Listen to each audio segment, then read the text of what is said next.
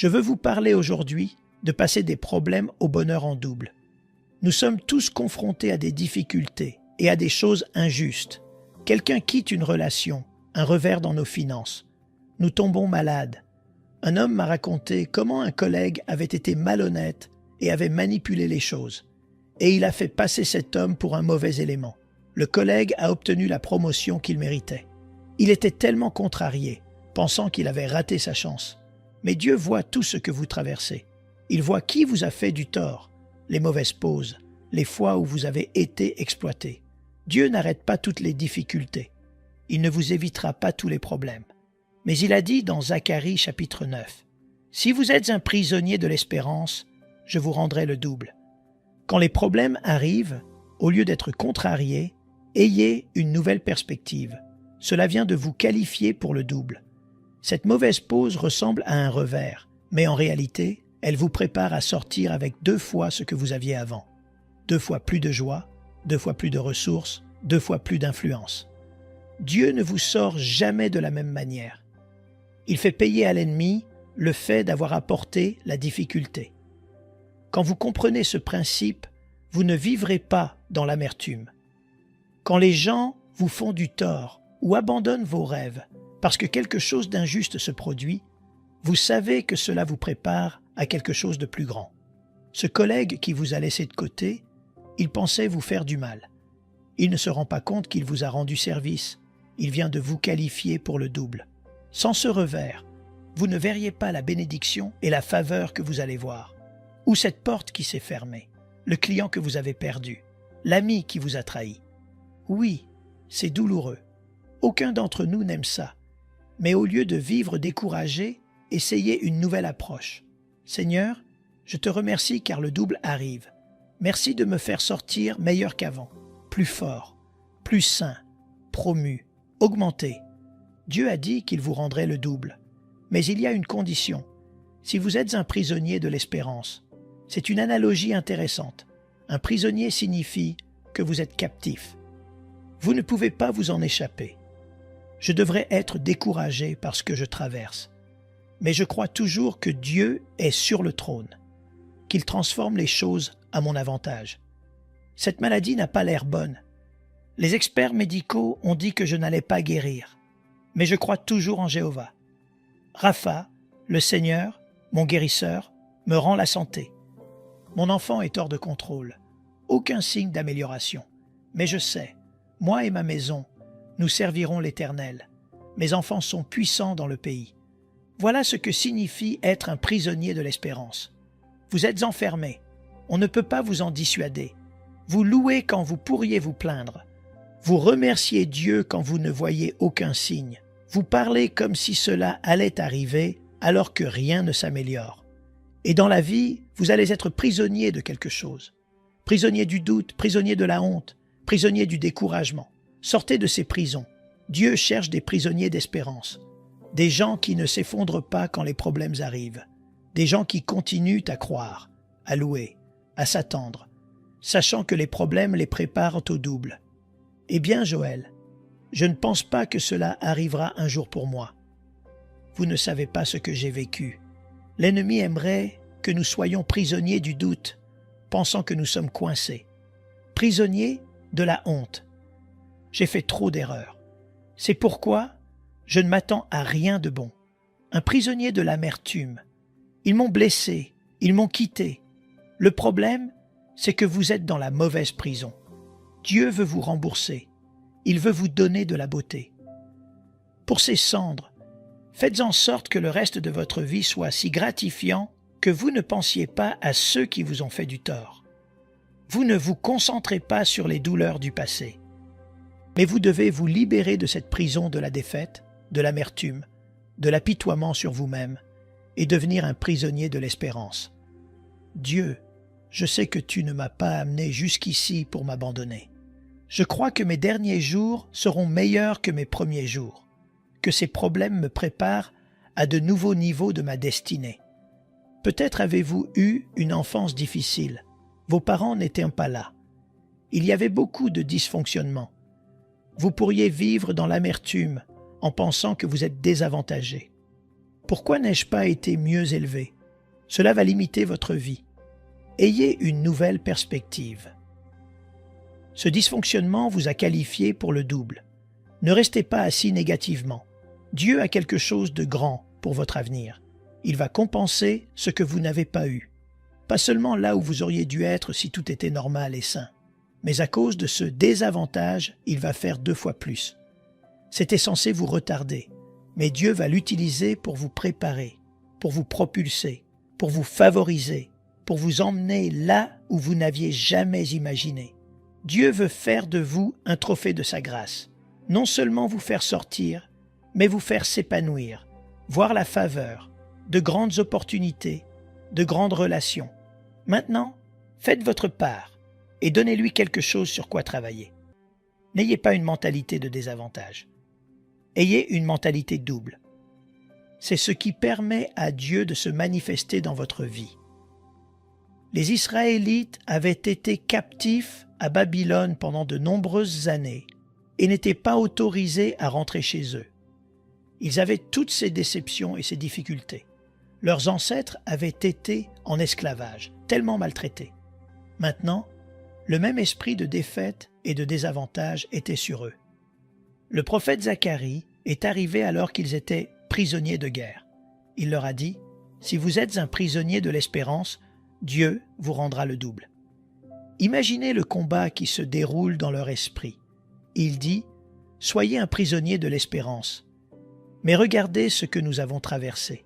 Regardez ce à quoi nous sommes confrontés. Il n'y a aucun moyen pour nous de vivre une vie bénie, d'être libre, d'avoir l'abondance. Ils ont dû prendre une décision. Vais-je être prisonnier de la défaite, me concentrer sur toutes les blessures du passé, les déceptions, comment ça ne va jamais marcher? Ou vais-je croire ce que ce prophète dit, que Dieu a le double pour ses problèmes, qu'il est sur le point de nous rembourser pour les choses injustes qui se sont produites?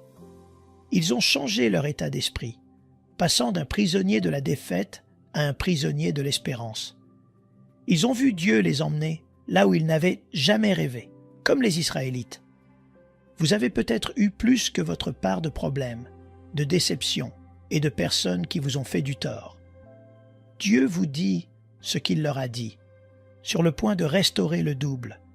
Je suis sur le point de vous rembourser avec 2 fois ce qui aurait dû être à vous.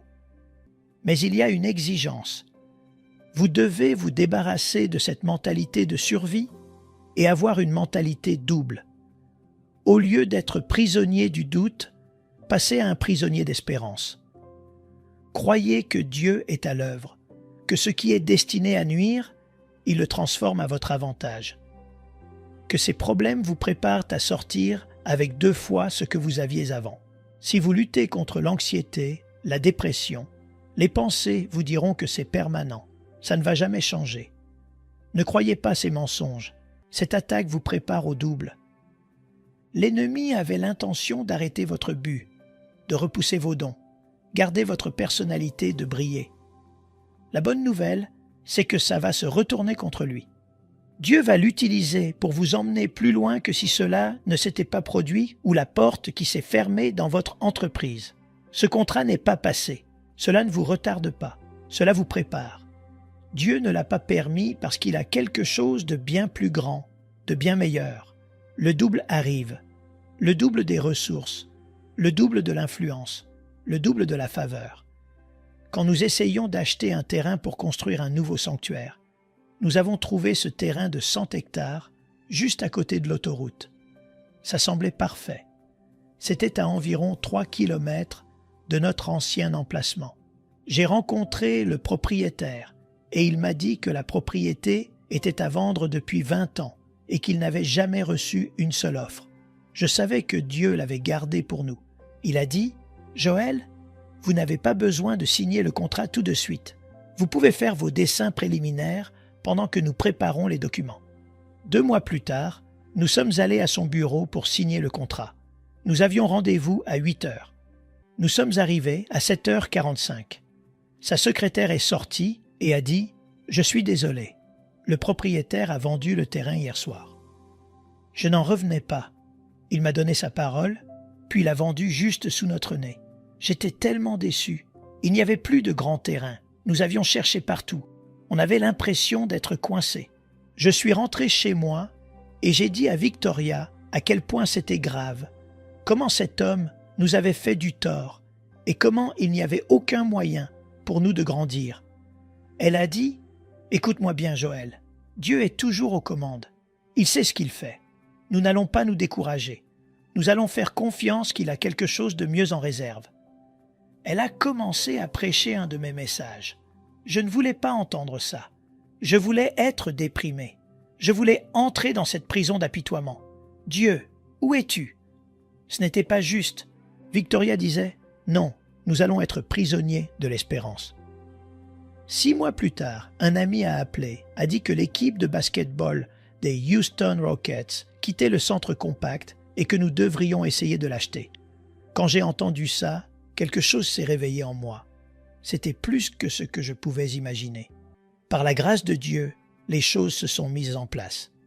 Et en 2003, le conseil municipal de Houston a voté pour que nous ayons ce bâtiment. Ce qui est significatif, c'est que notre ancien sanctuaire pouvait accueillir 8000 personnes. Cet endroit en accueille 16 000, exactement le double. Cet homme pensait qu'il nous retardait. La vérité est qu'il nous préparait pour le double. Il ne l'a même pas fait de son propre chef. Il était un pion dans la main de Dieu. Dieu a délibérément fermé cette porte. Je me demande s'il y a des choses qui vous déçoivent maintenant, des portes qui se sont fermées. L'injustice. Vous vous demandez pourquoi c'est arrivé. Si seulement vous saviez ce que Dieu avait en réserve, vous ne seriez pas déçus. Oui, en surface, cela peut être décourageant, douloureux, difficile à gérer. Mais vous devez vous rappeler que les problèmes vous ont qualifié pour le double. Ce n'est pas là pour vous retarder. Cela vous prépare à l'augmentation, à la faveur, à de nouveaux niveaux. Ce n'est pas le moment de se décourager. C'est le moment d'être un prisonnier de l'espérance. Dieu ne vous a pas amené jusqu'ici pour vous abandonner. Il vous voit faire la bonne chose quand c'est difficile, comme ce jeune couple qui loue à travers la douleur, qui garde une bonne attitude quand ce n'est pas juste. Croire quand il n'y a aucun signe de changement des choses parce que vous êtes enfermé dans l'espoir. Vous réussissez le test. Maintenant, croyez et déclarez ce que Dieu vous a promis. Que le double arrive. Quelque chose que vous n'avez jamais vu. 2 fois plus de joie, 2 fois plus de ressources, 2 fois plus d'influence. La double bénédiction au nom de Jésus. Et si vous le recevez, pouvez-vous dire Amen. Nous aimerions vous donner l'opportunité de faire de Jésus le Seigneur de votre vie. Voulez-vous bien prier avec moi? Dites Seigneur Jésus, je me repens de mes péchés. Viens dans mon cœur. Je fais de toi mon Seigneur et Sauveur. Et merci Seigneur pour le baptême du Saint-Esprit en moi. Dans le nom de Jésus. Par cette simple prière, nous croyons que le Saint-Esprit vous conduit sur le chemin de la nouvelle naissance. Allez dans une bonne église dont le fondement est la parole de Dieu, passez par les eaux du baptême et donnez à Dieu la première place. Nous espérons de tout cœur que ce message vous encouragera. Si vous connaissez quelqu'un qui puisse être encouragé, s'il vous plaît, envoyez-le lui pour nous aider à atteindre plus de gens et à propager l'Évangile. Édifions le corps de Christ ensemble. Appuyez sur la cloche des notifications et merci infiniment de nous soutenir en vous abonnant à notre chaîne. N'hésitez pas à laisser vos requêtes de prière dans la section des commentaires. Sachez que même si vous ne voyez pas de réponse à votre requête, que ce soit sur YouTube, email, Facebook ou sur Messenger, nous avons prié pour vous. Nous invitons humblement le corps de Christ à soutenir chaque requête en écrivant une prière dans la section commentaires. Tenez-vous ferme dans la foi avec nous pendant que nous prions. Que la grâce et la paix du Seigneur Jésus-Christ soient avec vous tous et qu'il vous bénisse merveilleusement.